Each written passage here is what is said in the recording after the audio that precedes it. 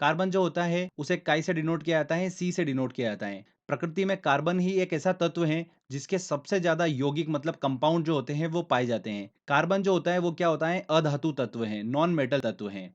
आप अपनी लाइफ में जितनी भी चीजों का यूज करते हैं उसके अंदर क्या होता है, कार्बन उपस्थित होता है।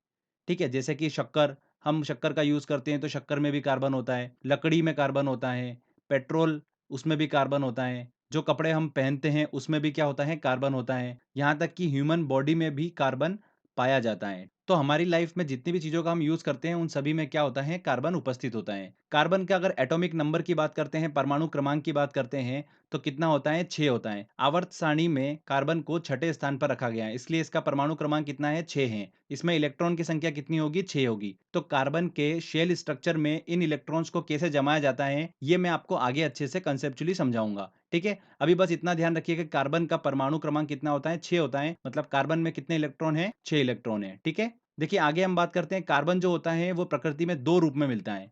एक मिलता है मुक्त रूप में और एक मिलता है संयुक्त रूप में, कंबाइन होकर किसी दूसरे एलिमेंट के साथ में।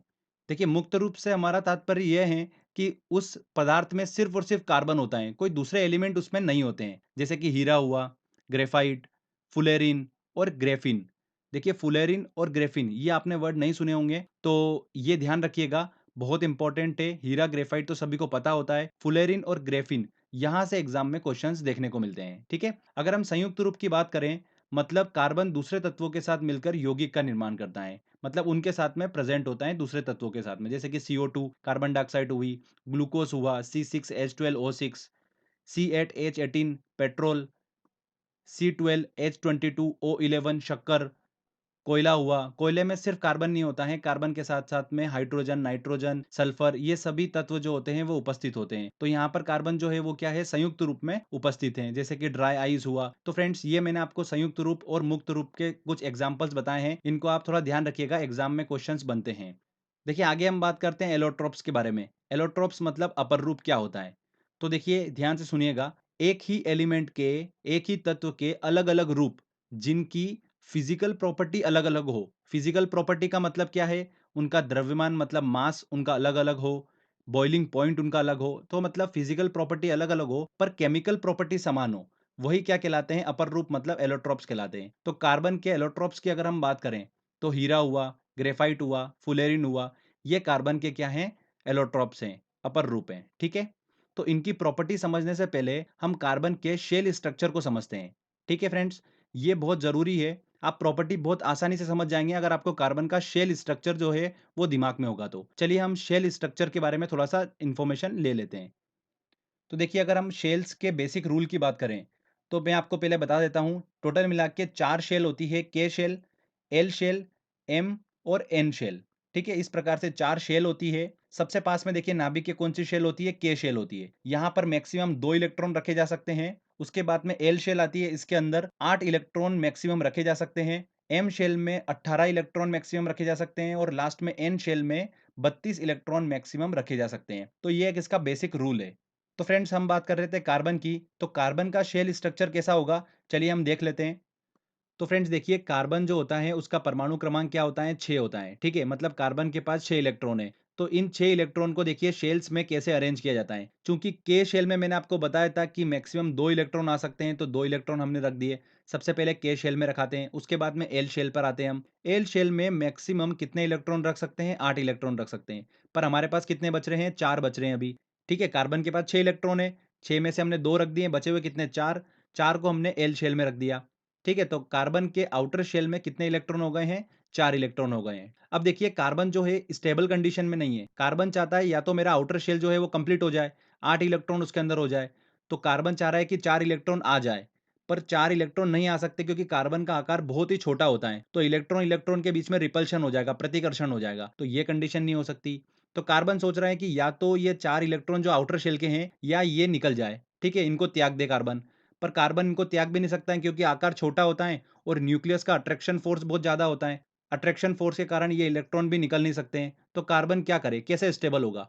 तो फ्रेंड्स कार्बन क्या करता है, किसी दूसरे तत्व के साथ में अपना इलेक्ट्रॉन जो होता है वो शेयर कर लेता है और एक बॉन्ड बना लेता है। इसी बॉन्ड को क्या बोलते हैं, कोवलेंट बॉन्ड बोलते हैं, सहसंयोजी बंध बोलते हैं। ठीक है, तो इस तरीके से देखिए कार्बन जो होता है ये अपने आउटर शेल के इलेक्ट्रॉन को क्या करता है, शेयर कर लेता है और बॉन्ड बना लेता है।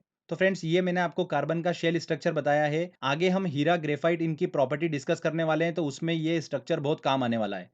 चलिए फ्रेंड्स हम इनकी प्रॉपर्टी डिस्कस कर लेते हैं हीरा और ग्रेफाइट की। हीरे की स्ट्रक्चर की बात करते हैं तो देखिए कार्बन के आउटर शेल में 4 इलेक्ट्रॉन होते हैं। वो चारों इलेक्ट्रॉन जो होते हैं अन्य कार्बन के साथ में क्या बना लेते हैं, कोवेलेंट बॉन्ड बना लेते हैं। तो इस तरीके से यहाँ पर देखिए हीरे की संरचना में कोई भी इलेक्ट्रॉन जो है वो कार्बन का फ्री नहीं है। ठीक है।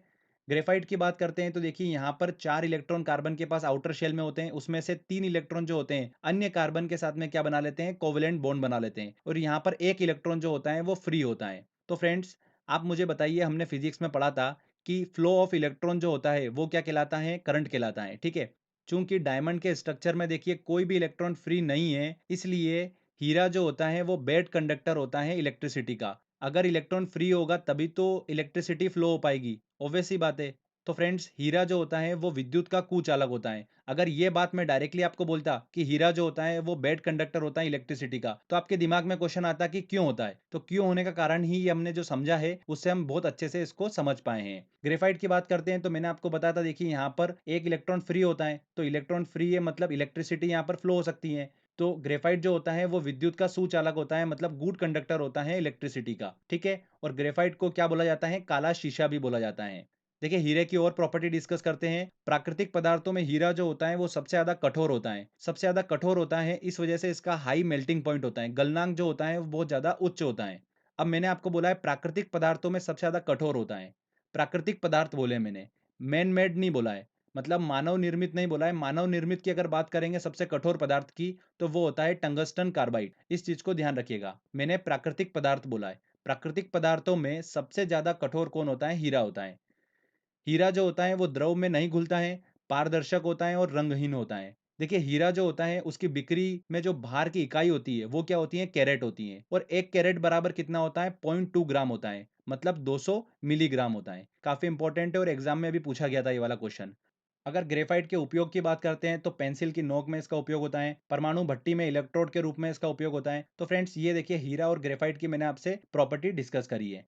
आगे देखिए, जैसे मैंने आपको बताया था कि कार्बन जो होता है वो संयुक्त रूप में भी उपस्थित होता है, तो उसमें मैंने आपको कोयला डिस्कस करा था। कोयला जो होता है इसके अंदर कार्बन होता है, हाइड्रोजन होता है, नाइट्रोजन, सल्फर, ये सब उपस्थित होते हैं। अलग अलग प्रकार के कोयले में कार्बन की मात्रा जो होती है वो क्या होती है, अलग अलग होती है। तो कोयले के अलग अलग टाइप्स होते हैं, उसमें कार्बन परसेंटेज हम डिस्कस कर लेते हैं। देखिए एंथ्रोसाइट जो कोयला होता है वो कोयले की सर्वोत्तम श्रेणी होती है, इसमें 90% से अधिक मात्रा में कार्बन उपस्थित होता है। ठीक है। और एंथ्रोसाइट कोयला जो होता है वो अवसादी चट्टानों से प्राप्त किया जाता है। उसके बाद देखिए बिटुमिनस में 45 टू 90% तक कार्बन होता है, लिग्नाइट में 25 टू 30% कार्बन होता है, और पिट में 27% तक कार्बन उपस्थित होता है। तो फ्रेंड्स ये मैंने आपको 4 कोयले के प्रकार बताए जिसमें कार्बन की मात्रा हमने डिस्कस करी है। सबसे ज्यादा कार्बन परसेंटेज किसमें होता है, एंथ्रोसाइट प्रकार के कोयले में सबसे ज्यादा कार्बन उपस्थित होता है। तो इस चीज को ध्यान रखिएगा, वेरी इंपॉर्टेंट है।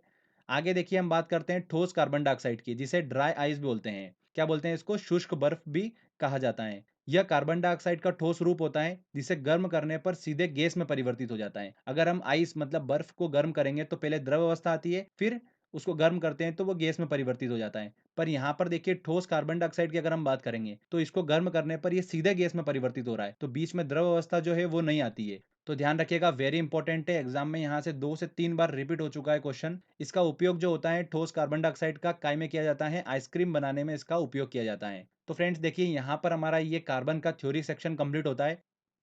हाइड्रोजन की बात करते हैं तो इसे एच सिंबल से इसे डिनोट किया जाता है। आवर्त सारणी का यह पहला तत्व है।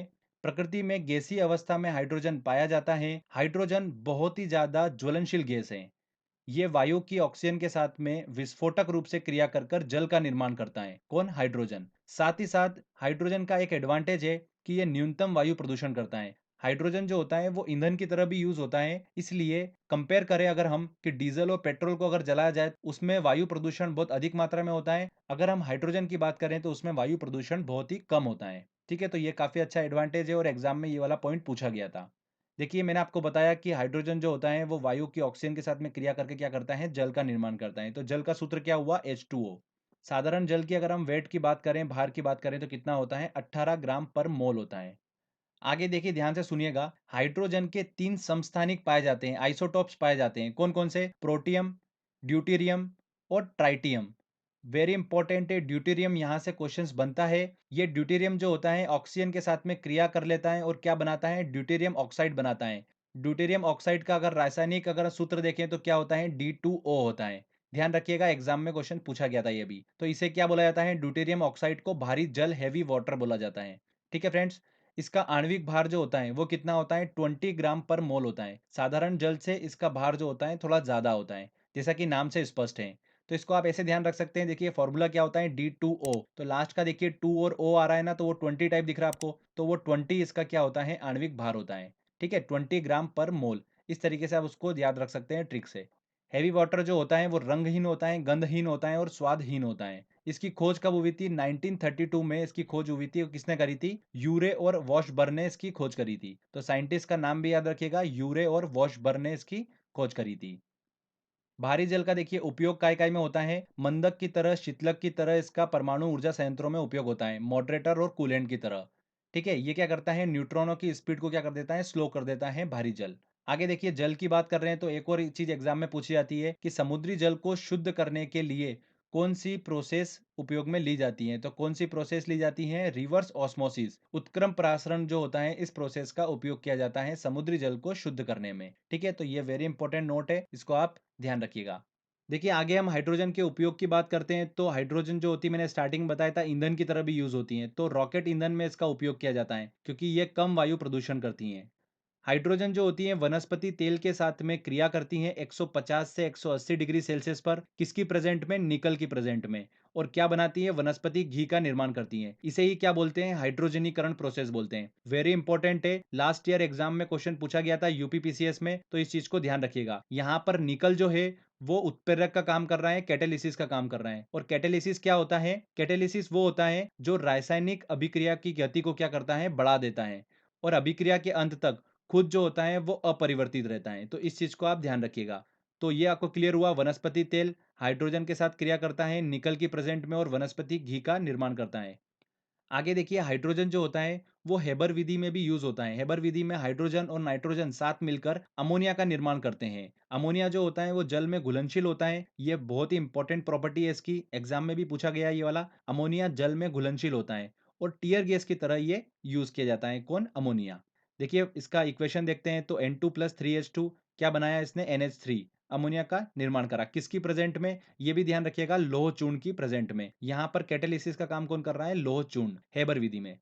टीयर गैस की जैसे कि हमने बात करी, तो इसका केमिकल नाम जो है वो ध्यान रखिएगा, क्लोरोबेंजल मेलनोनाइट्राइट टीयर गैस का रासायनिक नाम है। ठीक है फ्रेंड्स, तो यहाँ पर देखिए ये हाइड्रोजन वाला चैप्टर हमारा देखिए कंप्लीट होता है। तो कार्बन और हाइड्रोजन ये दोनों सेक्शन हमने अच्छे से डिस्कस करे हैं। जितने भी मैंने आपको पॉइंट बताए ये सारे पॉइंट वेरी इंपॉर्टेंट है और एग्जाम में पूछे जाते हैं यहाँ से क्वेश्चंस। तो चलिए, थ्योरी सेक्शन हमारा कंप्लीट हो चुका है, तो अब हम बात करते हैं टेस्ट की। इस टेस्ट में मैंने वो क्वेश्चंस इंक्लूड करे हैं जो इस टॉपिक से प्रीवियस ईयर एग्जाम में क्वेश्चंस पूछे गए हैं। तो चलिए हम टेस्ट को स्टार्ट करते हैं। देखिए दोस्तों, हमारा पहला क्वेश्चन है, निम्नलिखित तत्वों में से कौन सबसे ज्यादा यौगिक निर्माण करता है। सबसे ज्यादा यौगिक निर्माण कौन करता है, हाइड्रोजन, ऑक्सीजन, कार्बन और नाइट्रोजन। तो कार्बन जो होता है सबसे ज्यादा यौगिक निर्माण करता है। निम्न में से किसमें कार्बन नहीं है, हीरा बिल्कुल कार्बन है, ग्रेफाइट में भी कार्बन होता है, कोयले में भी कार्बन होता है, बालू इसमें कार्बन नहीं होता है। निम्न में से कौन कार्बन का अपर रूप नहीं है, एलोट्रोप्स नहीं है। देखिए हीरा, ग्रेफाइट, फुलेरिन्स ये तो कार्बन के अपर रूप है। ऑक्सो कार्बन जो है वो क्या है, अपर रूप नहीं है। तो सी आंसर इसका सही होगा। चलिए आगे क्वेश्चन लेते हैं। देखिए क्वेश्चन है, हाइड्रोजन को जलाने से क्या बनेगा। तो हाइड्रोजन कब जलेगी, हाइड्रोजन जब ऑक्सीजन से क्रिया करेगी तभी जलती है। ठीक है, और क्या बनाती है, H2O का निर्माण करती है, मतलब जल का निर्माण करती है। तो आंसर क्या होगा इसका, ए आंसर सही होगा। निम्नलिखित ईंधन में सबसे कम वायु प्रदूषण कौन करता है। तो सबसे कम वायु प्रदूषण कौन करता है, देखिए मिट्टी का तेल, हाइड्रोजन, कोयला, डीजल। हाइड्रोजन जो होता है वो कम वायु प्रदूषण करता है। भारी जल का रासायनिक सूत्र क्या होता है, तो हेवी वाटर का क्या होता है, D2O। ये इसका रासायनिक सूत्र होता है। तो बी आंसर इसका बिल्कुल सही होगा। चलिए अगला क्वेश्चन लेते हैं। देखिए क्वेश्चन है, निम्न में से किसमें कार्बन मिलता है, लिग्नाइट, टीन, चांदी, लोहा। तो लिग्नाइट जो है वो कोयले का टाइप है, इसमें कार्बन उपस्थित होता है। ए आंसर इसका सही होगा। कोयले के निम्नलिखित प्रकारों में से किसमें सबसे अधिक मात्रा में कार्बन मिलता है। तो बिटुमिनस, लिग्नाइट, पीट और एंथ्रोसाइट। एंथ्रोसाइट में सबसे ज्यादा कार्बन पाया जाता है। तो डी आंसर इसका सही होगा। निम्नलिखित में से कौन केवल कार्बन से बना हुआ है। देखिए केवलार, लेक्सॉन, ग्रेफिन। ग्रेफिन जो है सिर्फ और सिर्फ कार्बन से बना हुआ है और ये कठोर होता है। सी आंसर इसका सही होगा। वनस्पति तेल के हाइड्रोजनीकरण में निम्नलिखित में से किस उत्प्रेरक मतलब कैटालिसिस का उपयोग किया जाता है? किसका उपयोग किया जाता है? निकल का उपयोग किया जाता है। और हेबर विधि में किसका उपयोग किया जाता है? देखिए, नाइट्रोजन और हाइड्रोजन मिलकर क्या बनाती है? अमोनिया बनाती है, लौह चूर्ण की उपस्थिति में। इस चीज को भी ध्यान रखिएगा। न्यूक्लियर रिएक्टरों में विमंदक की तरह प्रयुक्त होने वाला पदार्थ है, कौन सा पदार्थ है? भारी जल। भारी जल जो होता है वो नाभिकीय संयंत्रों में उपयोग किया जाता है विमंदक की तरह, मतलब मॉडरेटर की तरह उपयोग किया जाता है, हेवी वाटर। अगला देखिए क्वेश्चन, निम्न में से किसने भारी जल की खोज करी? किसने करी थी? एच सी उरे ने भारी जल की खोज करी थी। इस चीज को भी ध्यान रखिएगा, ऐसे वैज्ञानिक के नाम एग्जाम में पूछ लेते हैं। चलिए अगला क्वेश्चन लेते हैं। देखिए क्वेश्चन है, पेंसिल का लेड है क्या है? ग्रेफाइट से बना होता है। हीरे की बिक्री में भार की इकाई कैरेट होती है और एक कैरेट बराबर होता है। एक कैरेट बराबर कितना होता है? 0.2 ग्राम होता है। अगर मिलीग्राम में देखेंगे तो कितना हो जाएगा? 200 मिलीग्राम। तो आंसर क्या होगा इसका? बी आंसर सही होगा। निम्नलिखित में से शुष्क बर्फ, देखिए ड्राई आइस कहलाता है, क्या कहलाता है? ठोस कार्बन डाइऑक्साइड को क्या बोलते हैं? शुष्क बर्फ बोलते हैं। कितनी बार एग्जाम में क्वेश्चन पूछा गया? वेरी इंपॉर्टेंट क्वेश्चन है ये, ध्यान रखिएगा, आने वाली एग्जाम्स में पूछा जा सकता है। तो यहाँ पर डी आंसर बिल्कुल सही होगा। चलिए अगला क्वेश्चन लेते हैं। देखिए क्वेश्चन है, खारे पानी को शुद्ध पानी में परिवर्तित करने की प्रक्रिया को क्या कहते हैं? खारे पानी को शुद्ध पानी में परिवर्तित करने की प्रक्रिया क्या कहलाती है? उत्क्रम परासरण कहलाती है। रिवर्स ऑस्मोसिस कहलाती है, उत्क्रम परासरण। बी आंसर इसका सही होगा। देखिए नेक्स्ट क्वेश्चन है, भारी जल का आणविक भार होता है, भारी जल का आणविक भार कितना होता है? देखिए उसका रासायनिक सूत्र क्या है? D2O। और देखिए पीछे का देखिए किस तरीके से दिख रहा है, ये 20 टाइप दिख रहा है ना, तो इसका आणविक भार कितना होता है? 20। इस चीज को ध्यान रखिएगा, ये हमने ट्रिक से पढ़ा था। वनस्पति तेल से वनस्पति घी बनाने में कौन सी गैस उपयोग में ली जाती है? तो वनस्पति तेल के साथ में हाइड्रोजन क्रिया करती है निकल की प्रेजेंट में और वनस्पति घी का निर्माण करती है। तो हाइड्रोजन, ए आंसर बिल्कुल सही होगा।